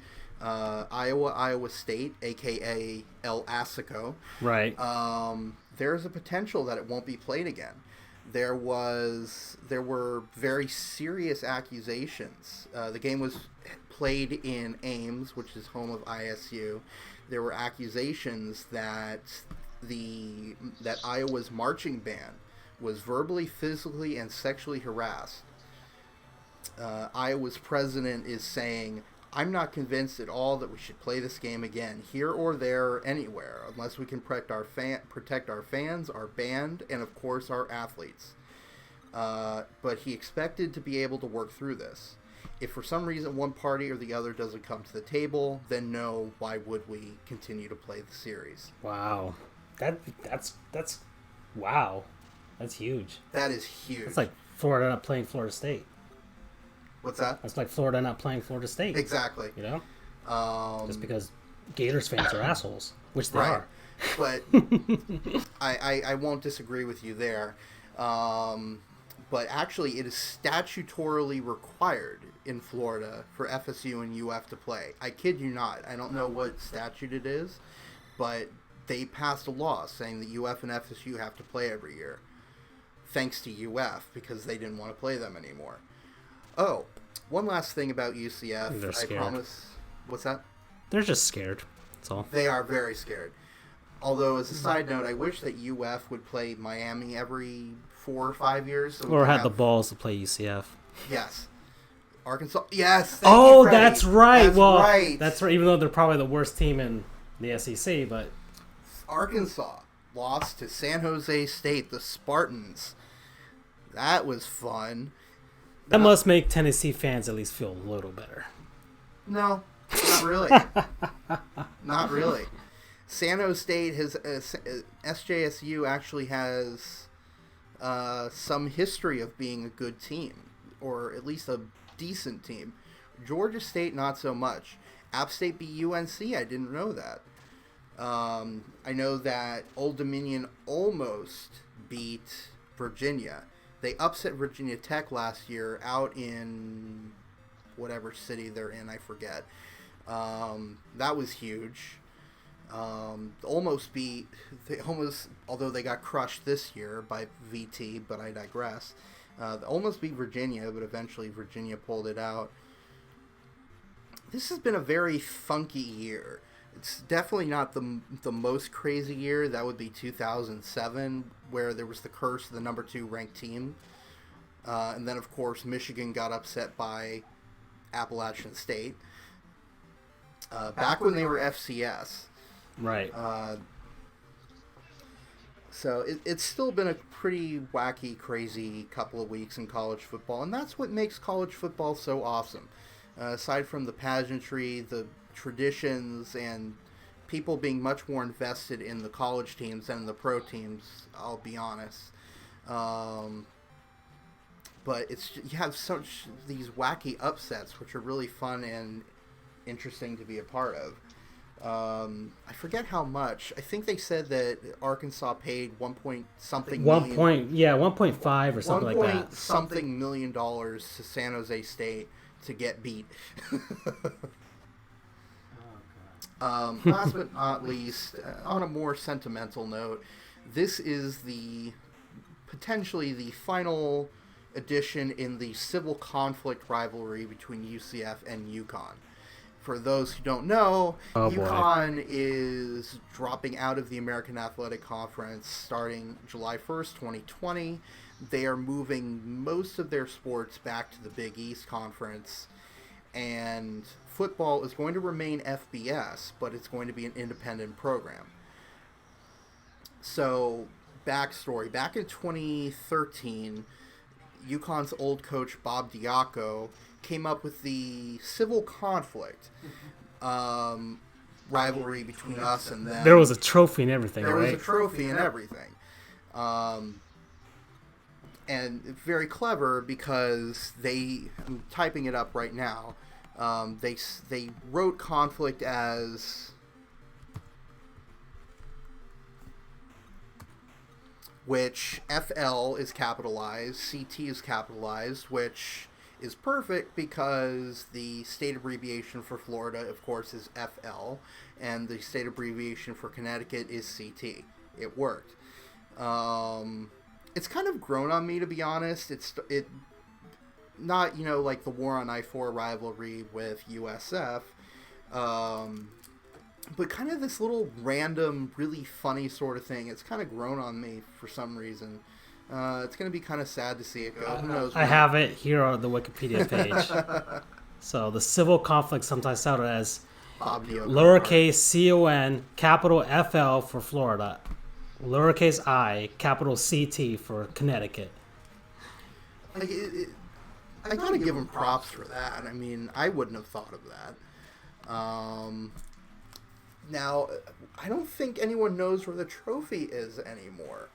It's kind of like the Governor's Cup that the Panthers and the Exactly. Lightning try to do. It's somewhere in a broom closet in the Amalie Arena. But yeah, it'll be kind of sad to see that go. I don't know. Anyone else want to bring up something? Freddie, not to be confused with an actual civil fucking war. Oh gosh. Well, it's technically the North versus the South. That is true. Does anyone else want to ask me something about the world of college football? I got nothing, to be honest. But Charles. I got a few. Go ahead. Yeah, I got Andrew. I want Andrew's opinion because Andrew, as I am the resident wrestling king, Andrew is the resident, in my opinion, college football king. So this was something that I feel matters because my paralegal, it's a house divided, you guys. Oh, boy. He is a Florida State fan. Yay. He was on their band. You know, he played there. As we know, Francisco's a Florida State fan, despite the fact he lives in Miami. Traitor. From West Palm Beach, so, you know. Okay. I lived there. I have no identity. To be fair, me becoming a Miami fan was because I lived in Miami for all those years. So I was like, all right, I assimilate the culture. Miami passion is irresistible, what can I say? But let me ask you this. Florida won their game by a point, right? Mm-hmm. I don't remember who you guys beat, but it was like 35-34. Who'd you play against, Francisco? Because it's a lead into the bigger question. Oh, I'll Louisville. check myself. And then you play Louisville. There we go, Louisville. The Bobby Petrinos. You know, the Mr. Watch a Girl because he's going to steal you and then get into a car accident. We play Central Michigan. And we beat them. Antonio Brown's alma mater. Well, Antonio Brown's alma mater. You know, he must be playing not alma mater, he as their graduated. wideouts. But he did re-enroll. He re-enrolled. But I digress. There you go. But this brings in an important question. We struggled, and maybe Freddie wants to chime in too in how he dictates his bowl rankings. But for a school who has bowl aspirations, mind you, I mean, okay, Francisco won 35-24 against Louisville. We beat Central Michigan 17-12. When you play against teams that shouldn't give you problems, and you get some problems, and you only beat them by 5 points, do you think that is going to lead to some kind of, or that is indicative of any kind of punishment or penalty that accumulate to any of the AP voters or to any kind of, national college, national football college bowl, any big game kind of stuff, how they're going to do it? Do you think if you struggle against these schools who have no business even having a college football team, if you're going to struggle with them, beat them, but barely beat them, do you think that should affect any of their rankings versus the teams that get the standout 69-0 victories? Good question. Nice, by the way. He said 69-0. Oh, nice. Yeah, I agree with Francisco. Freddie. Well, first thing I want to mention, the coaches poll, I think, is really unreliable. Because even though it is technically supposed to be the coaches voting, hence coaches poll, they really just kind of delegate it to their staff. Right. I'm sure Nick Saban's like, I don't really care. I'm number one anyways. So it's not really that accurate. I put a little more faith into the AP poll because that's actual sports writers. Although even then, I don't put too much faith in that because there's no way they can watch all 25 teams, or really all 130 teams for that matter, because it's supposedly an accurate ranking of all 130 teams. That's why I prefer computer polls. FredRank, for example, I love FredRank. Also the Reddit CFB poll, because it is they have hundreds of people voting as opposed to somewhere in the 60s. You've got hundreds of people voting. So I think it gives a bit more of, and each of them has their own loyalties, and everything kind of balances out. So I think you have a more accurate representation of how a team actually is. And plus, these people don't have, paydays, so they have biases toward teams or whatever. They see the game as it actually is, I think. So, sorry, I kind of went on a tangent there. To answer your question, I think a team beating, like Ohio State won it was like 76-5 against Miami, Ohio, this past year or this past week. I put less. What's the word I'm looking? I put less weight on those sorts of things versus a UF or like FSU beating ULM by a point on a missed extra point. 76-5, so I was right. Thank you, Freddie. I put a lot more weight on those close wins versus the absolute massacres, unless it's against like Maryland absolutely demolished the first two teams they played, one of which was a ranked Syracuse. Of course, they ended up losing the next week and have completely fallen out of the rankings. But I put more faith on blowing out tougher teams than, blowing out a lesser team. But at the same time, if it's a lesser team, quote unquote, and they play it close, I think that's more indicative of, wow, maybe this team is not as good as they say as we think they are. If that makes any sense. Yeah. That's the explanation I got. Yeah, that makes sense to me. I don't know. It's weird. It's, a team may have just a really awful game. For instance, would you believe Maryland has the worst consistency rating in my system? No, I would. I mean, yes, I would believe that. That is not surprising in the least. I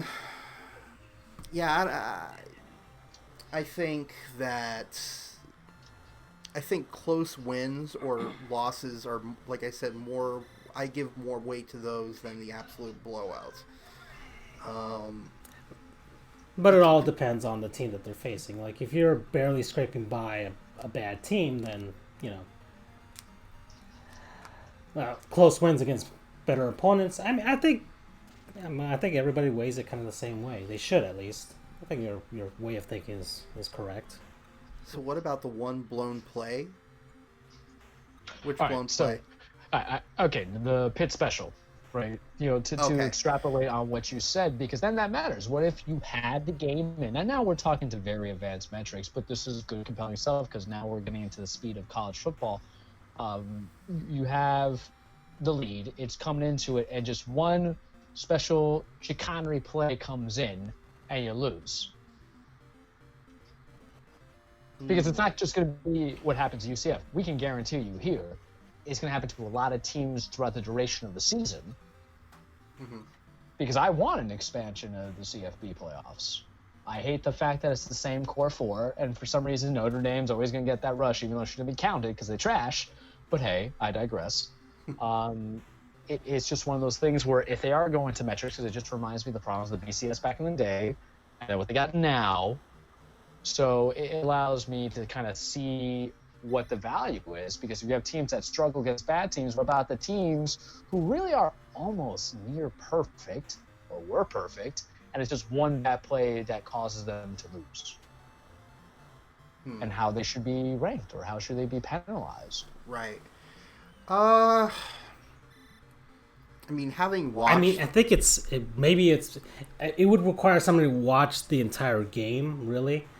It's like Florida State. Florida State seemed awesome in the first half. They're a fantastic team in the first half, but then for some reason, I don't know, they go into the locker room, maybe not enough juice boxes or orange peels inside of the freaking locker room. They come out freaking flat the next half.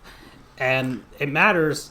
I guess, I mean, if let's say if they were up by a ton and then they blow the lead, I would penalize them for that. Like, hey, you should have held on to this and won. Right. Or maybe we're down going into the half and had to struggle and just to claw back and win and barely win. That also will require penalizing a team. I think that's, especially if you're facing a team that you should be ahead of and just be destroying. Like the Cowboys versus the Dolphins the last week, just the NFL sense. If the Cowboys were, if it's college football, the Cowboys were down going into the half against the Dolphins. That's like, wow, yeah, we should penalize you for that. And I would see it that way. That's the way I see it. I agree. But that requires people to actually watch the games, and that's the hard part here. Right. Is that you have the people who just. I mean, it's really hard to watch every single game and watch every single down. It's impossible in college football. At least, did you all talk about the Eric King? No, I'll get to that in a second. So, like me having watched the Pitt game, we were losing 21-0 at one point. We were flat. We did not look like a team that had gone 28-1 over the prior 29 games, and the only loss was 8 points to LSU in the Fiesta Bowl without our starting quarterback.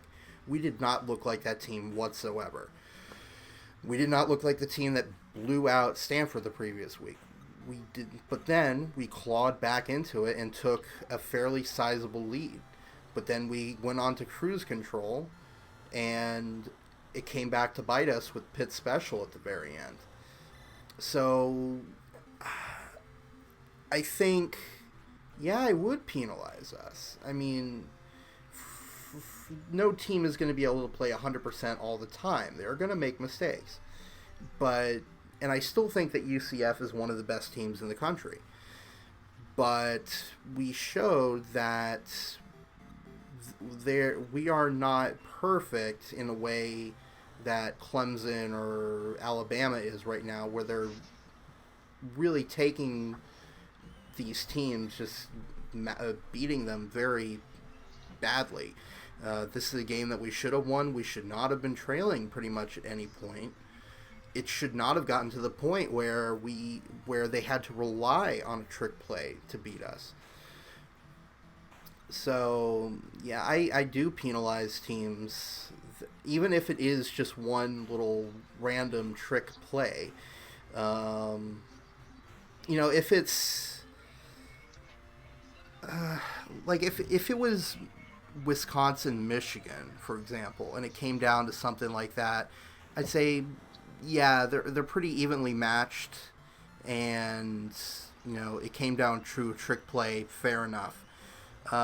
Boise State, Oklahoma, for instance, back in 2007, it came down to a couple of trick plays. I'm sure Oklahoma, they think, we should have won that, which logic would dictate they should have. But I don't know. I hope I'm making some semblance of sense. I've got like a million thoughts running through my head all at the same time. Yeah. Is Harbaugh done this year? No. I think they've got too much riding on him, and they made it to a New Year's Six Bowl last year. Yeah. They got demolished by Florida. If they lose Ohio State, does your answer change? I still think he still has some leeway. I think he has some leeway. I still think he has some leeway, and I think it would only happen if he struggles again next season. Because my perfect scenario is he struggles again next season, and Stephen Ross, Michigan, Harbaugh did really great in the NFL. Dolphins would likely have a coaching vacancy. You just fire Brian Flores or whatever. He walks in. Dolphins are ready. They can spend money. They got their quarterback. They get Tua or Fromm or whoever the heck. And we're good to go. All of a sudden, 49ers part deux with Harbaugh. Dolphins get back to the Super Bowl. We all are happy. That's my best case scenario. So I'm hoping that happens. You wouldn't want them to fire Taggart and hire Harbaugh? Give him that big 5-year contract? I don't know if he would go to Florida State, to be honest. But No, I think he'd rather go back to the NFL. I don't know. I don't think unless there's an absolute collapse, they don't even make a bowl, which I highly doubt is going to happen. What is Freddie? Because the issue in San Francisco was control and things like that. He has control in Michigan, and likely would have control in Miami with the Dolphins. But That's a whole other aside, really. But yeah. Going back to Derek King, Derek King was the starting quarterback for the Houston Cougars. He decided to take a red shirt this season because he had played he had played 4 games. There's a new red shirt rule where if you play 4 or fewer games in a season, you are allowed to redshirt. And that basically means that you get an extra year of eligibility. And you can take it now at any time. It used to be you had to do it your freshman year. But now you can do it at any time. Like, for instance, Dylan Gabriel, UCF's quarterback, they're probably going to burn his red shirt, quote-unquote, this year. But let's say Mackenzie Milton comes back next season as their starting quarterback. If Gabriel played in 4 or fewer games, he would get the extra year of eligibility. Did Freddie say where Michigan is playing? Yeah, he played in the Gator Michigan Bowl Gator against Bowl. the Gators. So it'd be twice in a row that UM and UF play each other. And I'm not talking about Miami. So Derek King took his red shirt. That means he is no longer playing this season. That is a huge blow for the Cougs because he's a tremendous playmaker, and the offense really runs through him much in the same way that the offense ran through Mackenzie Milton. He's a dual threat. He can pass. He can run. There is speculation that he is going to transfer once he graduates. He says that he's not. Would be the 4th year. Interesting. I didn't know that. So there's speculation that he could transfer to another school because you're allowed to, once you graduate, once you finish your degree, you're allowed to transfer to wherever you want and play immediately. You don't have to wait a year of transfer unless you get a waiver. So he says that he's not. He says that he's coming back next year to play for the Cougs once again. Who knows? But it's a devastating blow for Houston because, like I said, he was their biggest playmaker. So all of a sudden they're losing him. And I don't know who is on their depth chart after him, but I know a few Houston fans, and they seem resigned to the fact that this is going to be a losing season.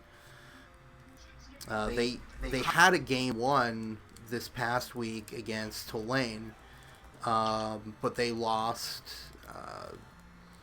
A lot of people thought they were going to be in the running for the West Division championship over in the American Athletic Conference, more like 4-8.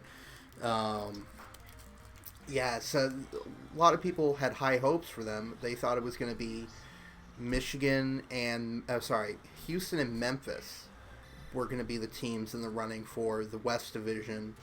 But Tulane has come out of nowhere, and now it looks like it's going to be Memphis and Tulane because Houston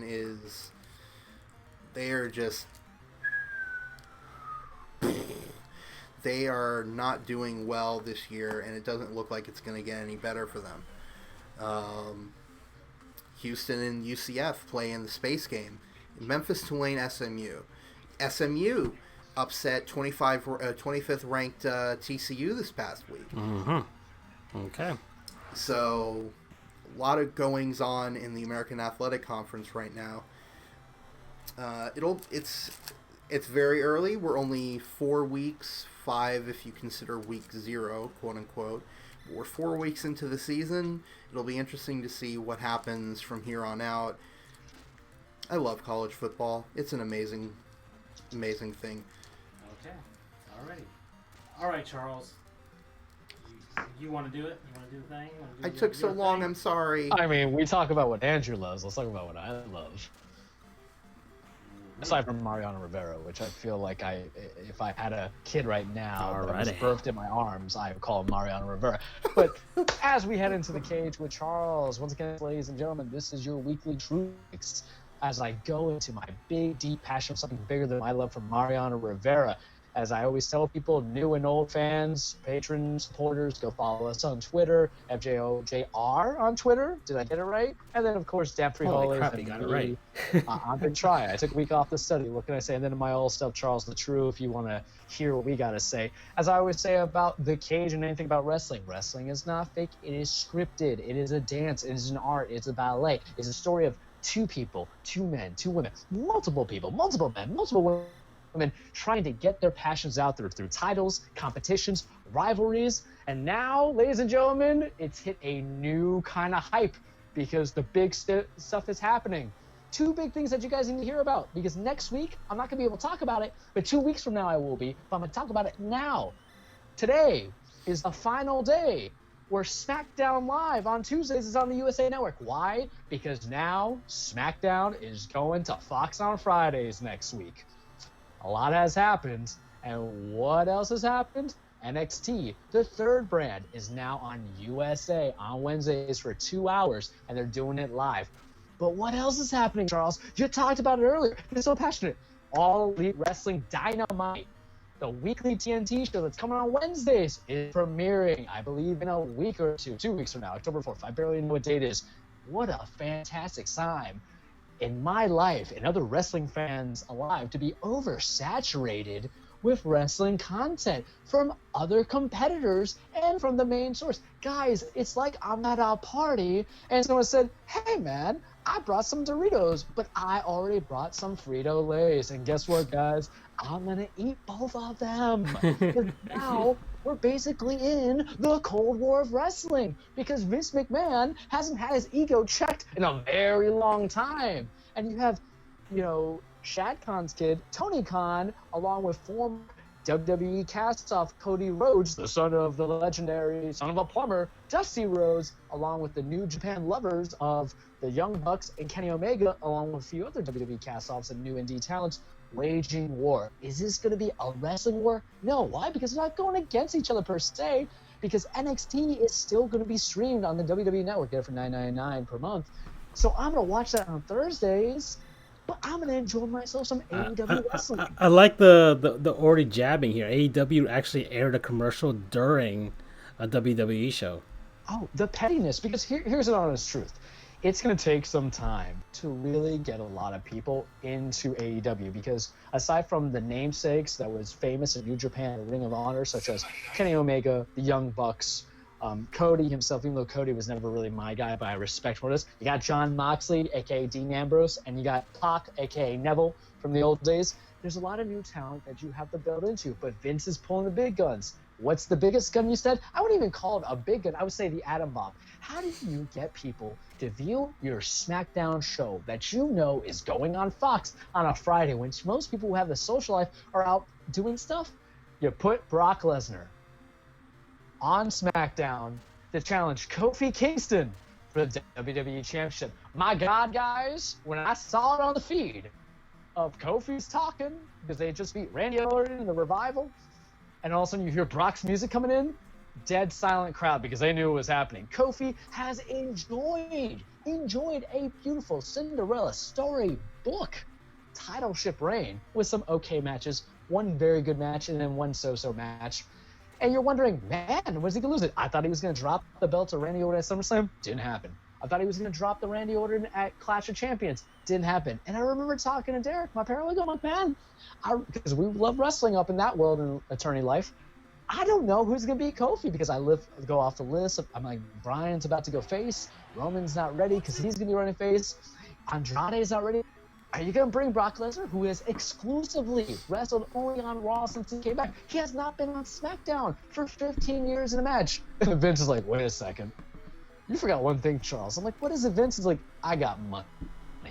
And I could bring Brock over at all. And you guys, I'm about it. Because as much as I love a babyface champion like Kofi, who entranced me, captivated me, made me follow his story, I'm also about a babyface chasing a title. And I think Brock in the belt is what's best for business. Marks be damned. I don't care what you guys say. If you think Brock is just never going to show up on pay-per-views, damn it, man. There's other people going on there, such as The Fiend. We don't call him The Fiend Bray Wyatt because I hate Michael Cole, but The Fiend's out there. He's challenging Seth Rollins for the Universal Belt Hell in a Cell in a couple weeks. I wonder how that's going to go. More on that later. But Fox, is saying, hey, we need some guys. Vince says, hey, Cody Rhodes is trying to get his revenge on me. But without even, Vince is like, listen, you don't bring a gun to a knife fight, right? We're just ending it. We're just ending it. Yeah, just nip it in the bud right there and then. Nip in the bud, because I can tell you, the idea is we already know Friday's a tough time, but if you're going to captivate people, putting in Brock Lesnar helps. Is he going to be there for star power? I don't know. But it's a good star power, because you know who else is going to go there when he comes back from trying to have a kid and has a kid? Ronda's going to go there. I'm almost certain, because Fox is want that crossover appeal. As, it's good for Fox to have Vince be this dedicated. I would worry a little bit for USA, who has the rights to Raw and NXT, because I think NXT, they averaged out $1 million not $1 million, 1 million viewers in their premiere episode of NXT on USA. Is that going to be a consistent figure? I don't think so. I think AEW for the first couple months is going to get more of that star power. But who has more name recognition? WWE does. So that's what makes it interesting, because sometimes iron sharpens iron, guys. Sometimes competition brings the best out of us, and sometimes I like to see Vince McMahon sweat, because this is payback for all the wrestlers I've liked throughout the years that he has decided to bury and not give pushes that I want. I want him to sweat a little bit. Give the fans what we want, but still keep it a little bit unpredictable. Give me what I want. I'm about this. To quote Batista, give me what I want. And I sent the guys a link of my new favorite player on the San Francisco 49ers, George Kittle, who I'm going to call the Kit Kat Bar, rocking in today's SmackDown a WWE Championship, because when they won their game, look, I'm bringing it all back to sports. Want to know why? Because wrestling is inclusive to all sports, because everybody, from your mother to your favorite football player, loves wrestling. When they won in their locker room, he did his interview. Fantastic. Google it right now, YouTube it. He goes and says, if you could smell what the San Francisco 49ers are cooking. Alrighty. That's it? That's good. That's okay. October 4th is going to be really fun. What's that? The first week of October is going to be really fun. Oh, yeah. Yeah. Okay, guys. 2 hours. We're done here, I guess. No baseball talk. We'll talk about that next week, because it'll be the end of the season. Yeah. So we'll have some recaps, we'll have all that stuff. I hope I can do my my tier list, but thank you everybody for joining us, and I guess we'll see you next week, hopefully. Alrighty. Special thanks to Freddie once again for Fred Rank, and as always joining us. He's valued. He's kind of like George Martin was the fifth Beatle. He is the fourth Sports Goof. Alrighty. So thank you, Freddie. Adios. Good night, everyone. Bye-bye.